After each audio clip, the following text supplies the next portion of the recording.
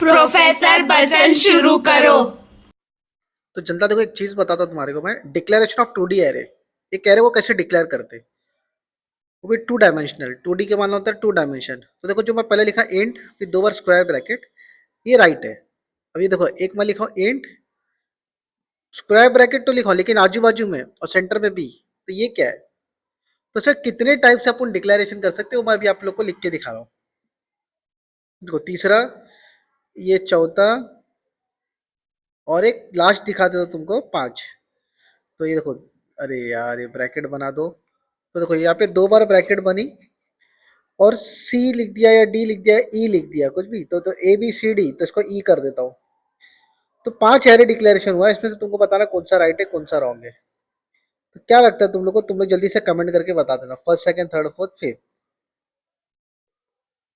तो ये 5 एरे का टाइप है, पांचों को डिक्लेयर किया है।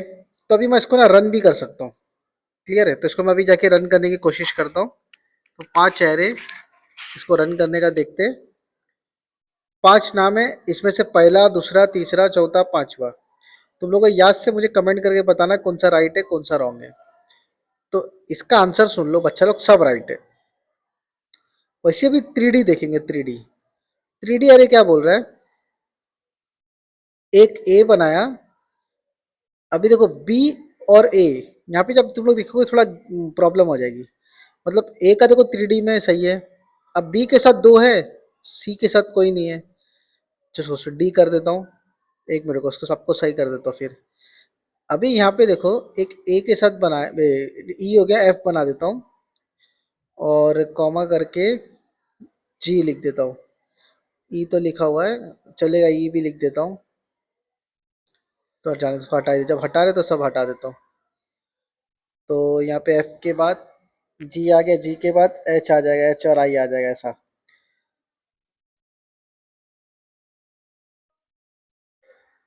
तो अभी तुम लोग यहाँ पे देख सकते हैं कितना 3D। ये राइट है क्या बताओ? तो ये राइट है, और ए का वैल्यू क्या है? 3। मतलब ए का एरे साइज क्या रहेगा? 3। देखो बी का साइज क्या है? 1। और ए का क्या है? 1 है क्या 2 है? तो इसका आंसर याद रखो 2।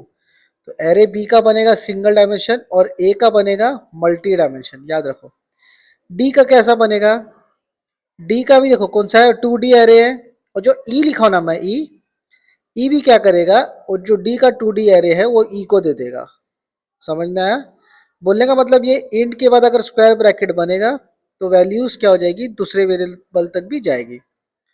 तो पहले में ए का साइज क्या था? 2 था, बी का 1 है, देखो बी का क्या है? 1 है। दूसरे में डी का साइज क्या है? 2 है, ई का भी क्या है? 2 है। हाँ, ठीक है। अभी तीसरे में देखो, ए का साइज क्या है? एफ का, बताओ बताओ, एफ का साइज क्या है?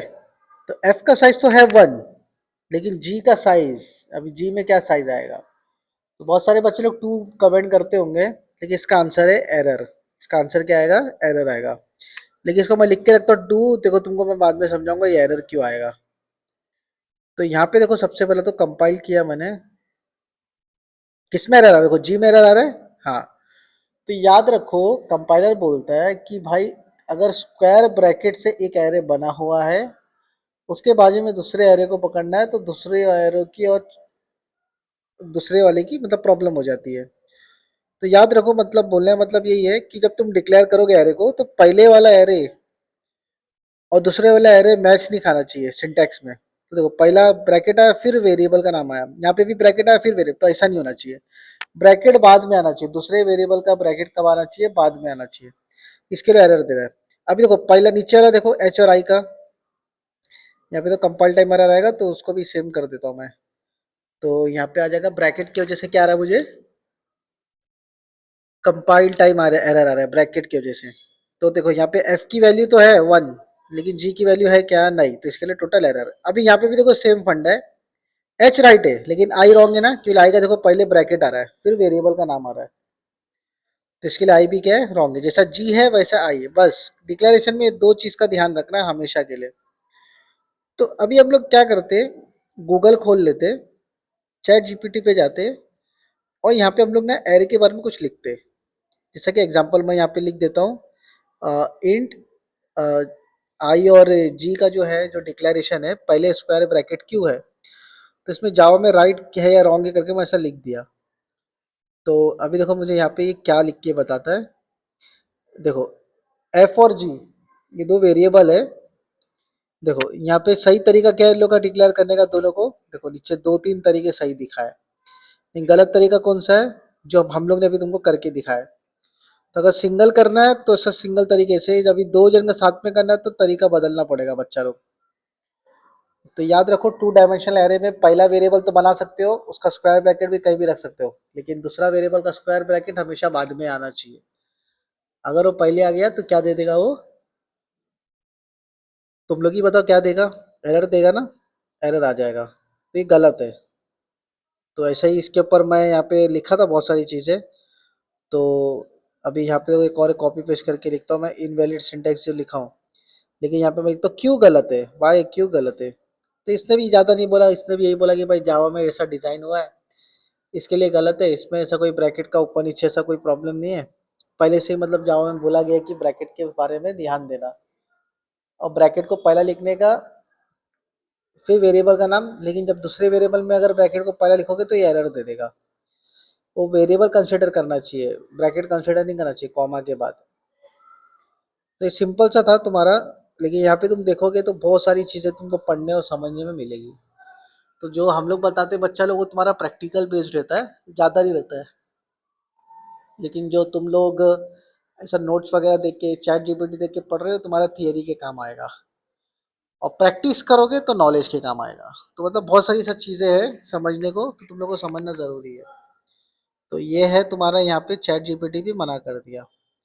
अब जब ये वाला मना किया एफ और जी, तो एच और आई भी मना करेगा वो, समझ में आया।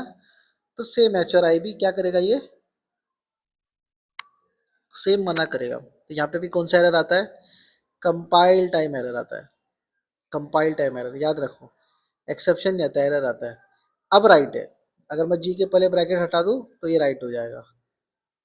तो ध्यान बस ये रखने वाली चीज़ है कि एक एरे है और एक नॉन एरे है, अगर ब्रैकेट हटा दूँ तो ध्यान रखने वाली चीज़ ये है कि जब हम लोग ने राइट करके उसको आउटपुट में लाने की कोशिश करेंगे, जैसा अभी ये रॉन्ग है तो उसको अभी अपन राइट कैसा करेंगे, आई को पहले लिखो फिर ब्रैकेट लिखो तो ये राइट हो जाएगा, समझ में आया।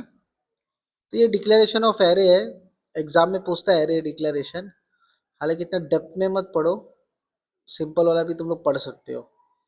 तो फिलहाल इसका स्क्रीनशॉट लेके रखो तुम लोग। तो 2D एरे कैसा डिफाइन और डिक्लेयर होता है ये सारी चीज़ मैंने बता दिया हूँ।